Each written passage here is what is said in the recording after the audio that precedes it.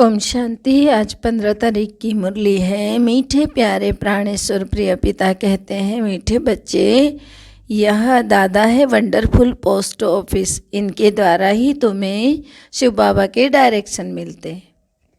प्रश्न है, बाबा बच्चों को किस बात में खबरदार करते हैं और क्यों? बाबा बच्चों को किस बात में खबरदार करते हैं और क्यों? बाबा कहते हैं, बच्चे खबरदार रहो, माया की जास्ती चोट नहीं खाओ। अगर माया की चोट खाते रहेंगे तो प्राण निकल जाएंगे और पद मिल नहीं सकेगा। ईश्वर के पास जन्म लेकर फिर कोई माया की चोट से अगर मर जाए तो यह मौत सबसे खराब है। जब माया बच्चों से उल्टे काम कराती है तो बाबा को बहुत तरस पड़ता है, इसलिए खबरदार करते रहते हैं। गीत है, तुम्हारे बुलाने को जी चाहता है। ओम शांति, ओम शांति। बाप को बुलाने का समय होता ही है तब जबकि मनुष्य मात्र दुखी होते हैं, क्योंकि विकारी बन जाते हैं। दुखी किससे होते हैं यह भी तमो प्रधान मनुष्य नहीं जानते। दुखी करता है 5 विकारों रूपी रावण। अच्छा, उसका राज्य कब तक चलता है? तो जरूर दुनिया के अंत तक राज्य चलेगा ना। तो अभी कहेंगे रावण राज्य, राम राज्य। रावण राज्य नाम तो मशहूर है ना, रावण राज्य को भारत में ही जानते हैं। देखने में आता है कि दुश्मन भी भारत का ही है। भारत को रावण ने ही गिराया है। जब से देवता वहाँ मार्ग में गए हैं, अर्थात विकारी बने हैं, दुनिया यह नहीं जानती है जो भारत निर्विकारी था वह विकारी कैसे बना है। भारत की ही महिमा है ना। भारत श्रेष्ठाचारी था, अब पतित है। जब से पतित बनना शुरू किया तब से भक्त पुजारी बने हैं, तब से ही फिर भगवान को याद करते आए हैं। यह तो समझाया गया है ना कि कल्प के संगम युगे युगे बाप आते हैं। कल्प के 4 युग होते हैं ना, तो बाकी 5वां युग हम बनाते हैं संगम का। तो किसको भी जिसका पता नहीं वह तो है संगम युग। बहुत कह देते हैं, कहते कहते युगे युगे कितने संगम हो गए।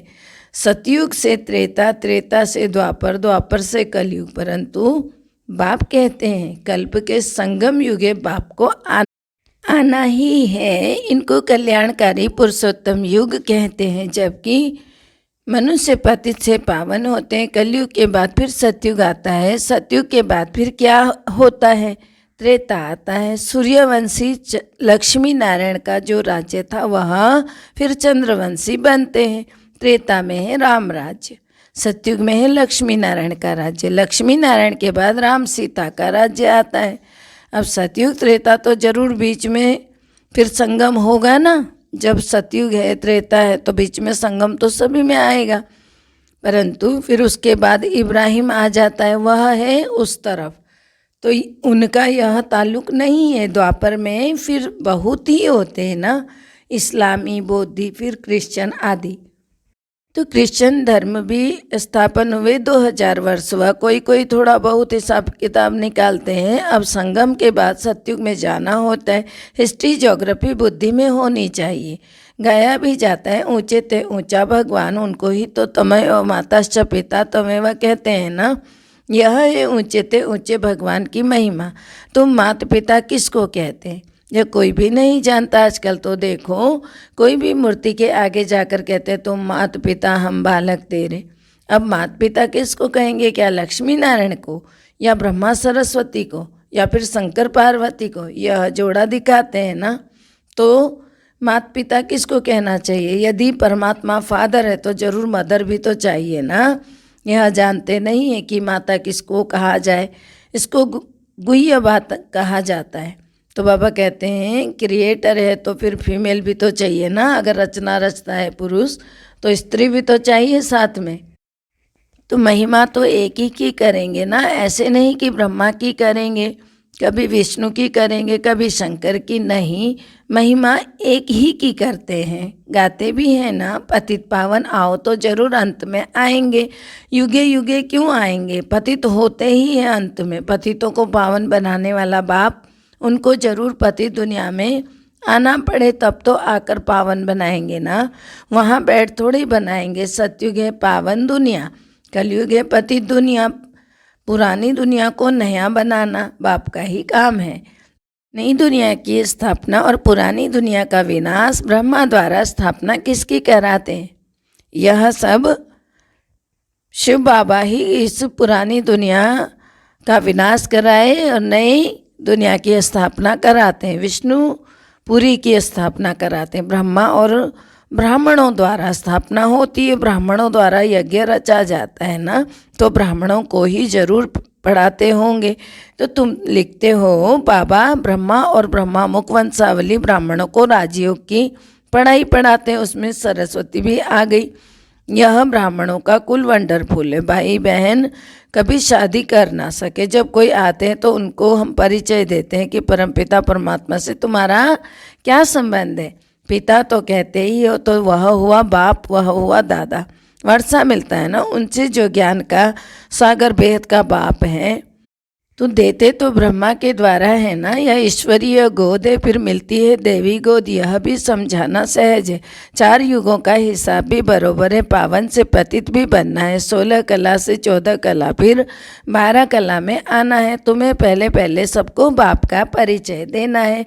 बाबा से नया कोई मिले तो कुछ समझ ना सके, क्योंकि यह वंडर है। बाप दादा का माइंड है, बच्चों को भी घड़ी घड़ी भूल जाता है। हम किससे बात करते हैं? बाबा कहते हैं बुद्धि में शिव बाबा की याद आनी चाहिए ना। हम शिव बाबा के पास जाते हैं, तुम इस बाबा को क्यों याद करते हो? शिव बाबा को याद करने से तुम्हारे विकर्म विनाश होंगे, इनको याद करने से नहीं होंगे। किनको? ब्रह्मा बाबा को। समझो फोटो निकालते हैं तो भी बुद्धि शिव बाबा की तरफ रहे। मान लो इनकी फ़ोटो रखी भी हुई है तो बुद्धि तो आपकी शिव बाबा की तरफ होनी चाहिए ना। इस तन के द्वारा शिव बाबा बोल रहे हैं, इनको नहीं देखना है। किसको देखना है? शिव बाबा को देखना है। तो बाप दादा के साथ फ़ोटो निकालते हैं तो शिव बाबा के पास इस दादा द्वारा मिलने आए हो। यह हो गई पोस्ट ऑफिस। इन द्वारा शिव बाबा के डायरेक्शन लेने, यह बड़ी वंडरफुल बात है। भगवान को आना है तब जब नई दुनिया पुरानी होती है, तो द्वापर से लेकर दुनिया पतित होना शुरू होती है, अंत में सारी दुनिया पतित हो जाती है। चित्रों पर समझाना है कि त्रेता को स्वर्ग पैराडाइज कहा जाता है। सतयुग और त्रेता को स्वर्ग पैराडाइज कहा जाता है। नई दुनिया सदैव तो नहीं होगी ना, उसे कभी ना कभी तो पुराना होना होगा। इसलिए जब थोड़ी पुरानी होती है तो फिर क्या हो जाता है? द्वापर शुरू होता है। फिर दुनिया जब आधी पूरी हो जाती है तो उनको पुरानी कहना शुरू करते हैं। तो द्वापर से दुनिया पुरानी शुरू हो जाती है। हर एक चीज़ की लाइफ आधी पुरानी आधी नहीं होती है, परंतु इस समय तो शरीर पर भरोसा नहीं है। यह तो आधा कल्प का पूरा हिसाब है, इसमें बदली हो ना सके।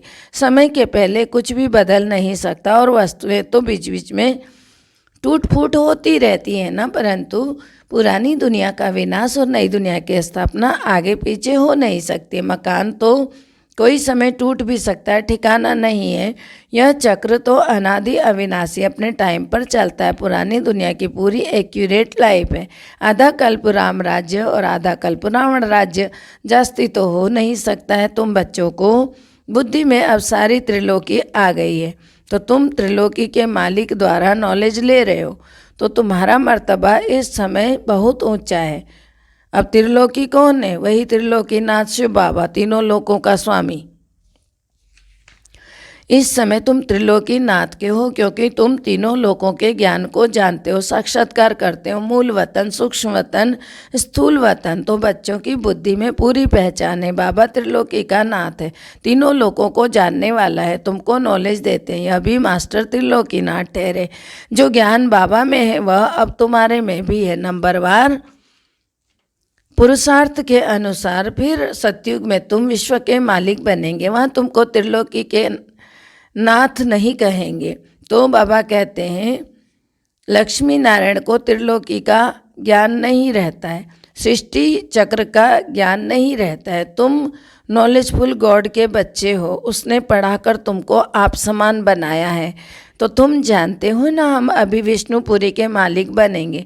इस समय जो कुछ पास्ट हो गया वह नॉलेज भी तुम्हारे पास है। मनुष्य को हद की हिस्ट्री ज्योग्राफी का मालूम है, तुमको बेहद की हिस्ट्री ज्योग्राफी बुद्धि में। उन्हों को बाहुबल की लड़ाई का मालूम है, योग बल की लड़ाई का किसी को पता भी नहीं है। तुम जानते हो यह योग बल से ही हम विश्व के मालिक बनते हैं। सिखलाने वाला बाप है जो कि त्रिलोकीनाथ है। इस समय तुम्हारा मर्तबा बहुत ऊंचा है, तो तुम नॉलेजफुल बाप के बच्चे मास्टर नॉलेजफुल हो। यह भी तुम जानते हो कि वह ज्ञान का सागर, आनंद का सागर किस प्रकार है। उनको कहते हैं ना सच्चित आनंद स्वरूप। इस समय आनंद को तुम फील करते हो, क्योंकि तुम बहुत दुखी थे ना, तो फिर तुम भेंट करते हो सुख और दुख की। लक्ष्मी नारायण को तो इन बातों को नहीं जानते। लक्ष्मी नारायण तो बाबा कहते हैं वह तो सिर्फ बादशाही करते हैं, वह है उनकी प्रारब्ध। तुम भी जाकर स्वर्ग में राज्य करेंगे, वहाँ बहुत अच्छे महल बनाएंगे, वहाँ चिंता की कोई बात नहीं रहती है। यह भी बुद्धि में स्थायी रहना चाहिए, तो कोई तभी तो कोई खुशी का पारा भी चढ़े। तूफान तो अनेक प्रकार के आएंगे, संपूर्ण तो कोई बना ही नहीं है। बाबा समझाते हैं तुमको बहुत स्थिरियम रहना है। वो लोग तो अमरनाथ पर जाते हैं, फिर भी उनको उतरना तो जरूर है ना। तुम जाएंगे बाप के पास, फिर नई दुनिया सतयुग में आएंगे, तब फिर उतरना शुरू होगा। हमारी तो यह बेहद की यात्रा है ना। तो पहले पहले बाबा के पास आराम से रहेंगे, फिर राजधानी में राज्य करेंगे, फिर जन्म बाई जन्म उतरते आते हैं। इसको चक्र कहो या उतराई चढ़ाई कहो, बात एक ही है। नीचे से ऊपर चले जाएंगे, फिर उतरना शुरू होगा। यह सब बातें जो शुरूढ़ बुद्धि वाले हैं वह अच्छी तरह से समझते हैं। जिसकी बुद्धि बहुत अच्छी है वो लोग अच्छे से समझते हैं और समझा भी सकते हैं। तो यह बाबा भी नहीं जानता था, अगर इनका कोई गुरु होता तो उस गुरु के और भी फॉलोअर्स होते। ऐसे थोड़ी सिर्फ एक ही फॉलोअर्स होगा। शास्त्रों में तो है भगवान आज हे अर्जुन, एक का ही नाम लिख दिया है। अर्जुन के रथ में बैठे हैं तो वैसे जैसे वही सुनता है, और भी तो होंगे ना। संजय भी होगा। यह बेहद का स्कूल है, एक ही बार खुलता है। वह स्कूल तो चलते ही आते हैं, जैसा राजा वैसी लैंग्वेज होती है। वहाँ सतयुग में भी तो स्कूल में जाते हैं ना, भाषा धंधा धोरी आदि सब सीखेंगे। वहाँ भी सब कुछ बनता होगा। सबसे अच्छे से अच्छी चीज़ जो होनी चाहिए वह स्वर्ग में होती है। फिर वहाँ सब कुछ पुराना हो जाता है, अच्छे से अच्छी वस्तु मिलती है देवताओं को। यहाँ क्या मिलेगा? महसूस करते हो कि नई दुनिया में तो सब कुछ नया मिलेगा। यह सब बातें समझकर मनुष्यों को समझानी है। अभी हम संगम पर हैं, हमारे लिए अब नई दुनिया बदल रही है। ड्रामा अनुसार मैं फिर आया हूँ। तुमको पतित से पावन देवी देवता बनाने के लिए मैं फिर से आया हुआ हूँ। तो बाबा कहते हैं यह चक्र फिरता रहता है। बाबा कहते हैं प्रजापिता ब्रह्मा द्वारा जरूर ब्राह्मण ही रचे होंगे, ब्राह्मणों द्वारा यज्ञ रचा है, ब्राह्मण सो देवता बनेंगे। इसलिए विराट रूप का चित्र भी जरूरी है, जिससे सिद्ध होता है ब्रह्मा मुख वंशावली ब्राह्मण ही सो देवता बनेंगे। वृद्धि होती जाएगी, देवता सो क्षत्रिय वैश्य शूद्र बनेंगे। यह संगम युग नामी ग्रामी है। आत्मा परमात्मा अलग रहे बहुकाल। चढ़ती कला फिर उतरती कला, यह भी समझाना है। पहले ईश्वरीय औलाद, फिर देवताई औलाद, फिर थोड़ा थोड़ा कम होता जाता है। तुम पूछ सकते हो कि दुख हरता सुख करता किसको कहते हो, तो जरूर कहेंगे परमपिता परमात्मा को कहते हैं।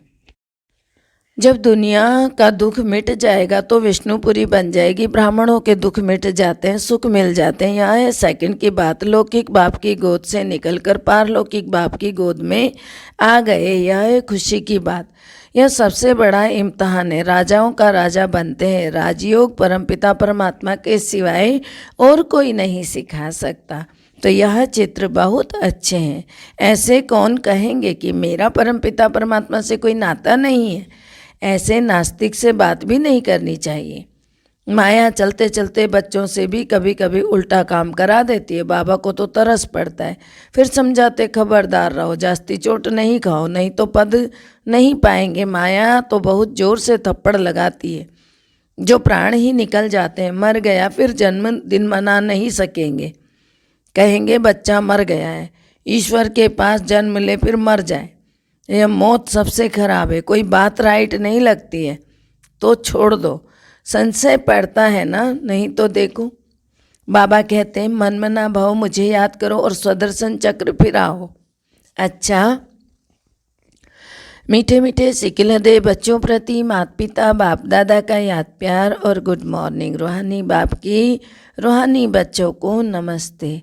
हम रूहानी बच्चों की रूहानी बाप दादा को दिल व जान से सिकवा प्रेम से याद प्यार नमस्ते, good morning, diamond morning, Om Shanti. शुक्रिया बाबा, मीठे बाबा, शुक्रिया प्यारे बाबा।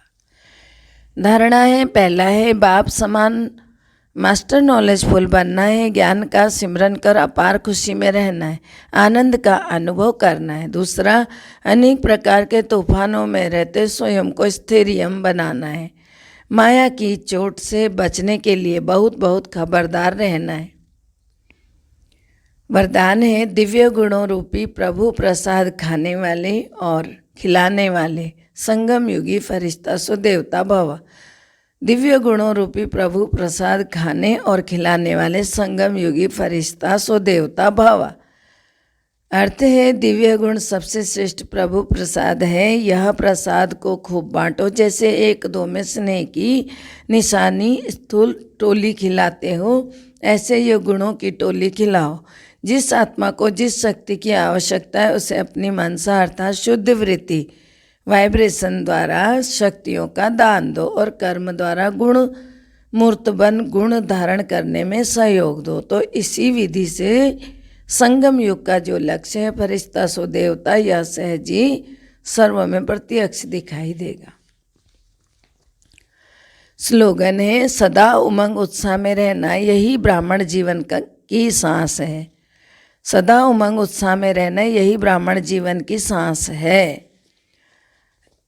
आगे है, लवलीन स्थिति का अनुभव करो। तपस्या के लिए परमात्मा प्यार के अनुभव में सहज योगी बन उड़ते रहो। परमात्मा प्यार उड़ाने का साधन है।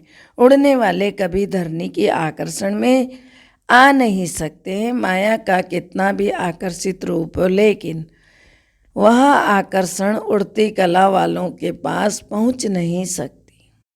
तो परमात्मा प्यार में लवलीन रहने की तपस्या करनी है सारा दिन। ओम शांति। सर्व का भला हो, सब सुख पाएं, सब परमात्मा से जुड़ जाएं। सबका भला हो, सब सुख पाएं, सब परमात्मा से जुड़ जाएं। सबका भला हो, सब सुख पाएं, सब परमात्मा से जुड़ जाएं। अंत समय में अपना जीवन सफल बनाएं, मुक्ति जीवन मुक्ति को पाएं, सबकी मनोकामना पूर्ण हो जाए। ओम शांति।